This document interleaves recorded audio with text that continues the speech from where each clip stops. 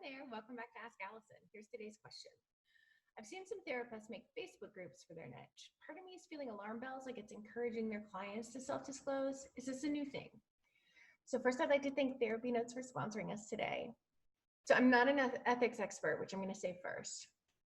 I know some therapists do this, but I'm not sure how it works for them. As the owner and leader of a couple Facebook groups, including the Abundance Practice Builders Facebook group, which has about 19,000 therapists in it, can say that running a healthy Facebook group takes a ton of work, and that when things go sideways in a group, it can literally take 20 to 40 hours a week to write it.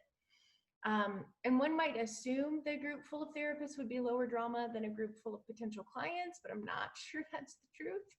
I know one group owner who is fairly hands-off, puppies here, fairly hands-off in the large group she created.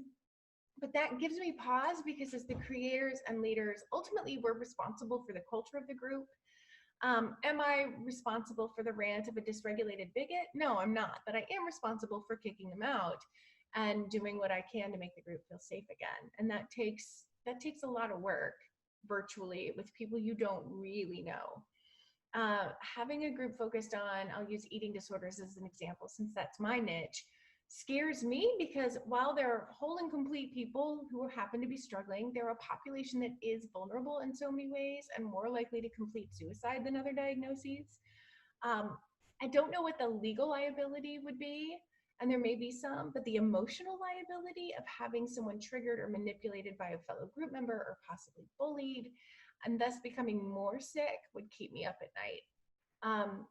So for anybody considering this, please know that running a Facebook group, whether it's getting people engaged or keeping it on the rails, is way more work than you might anticipate, and that you absolutely need to speak to an attorney to understand if you can legally, as a therapist, run a group for potential clients.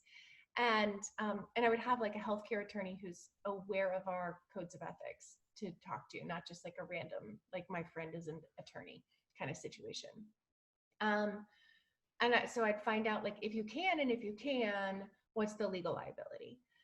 And please know that if an online business guru has told you that Facebook groups are necessary to build a business, know that A, that's not true at all. And B, that's especially not true for private practices.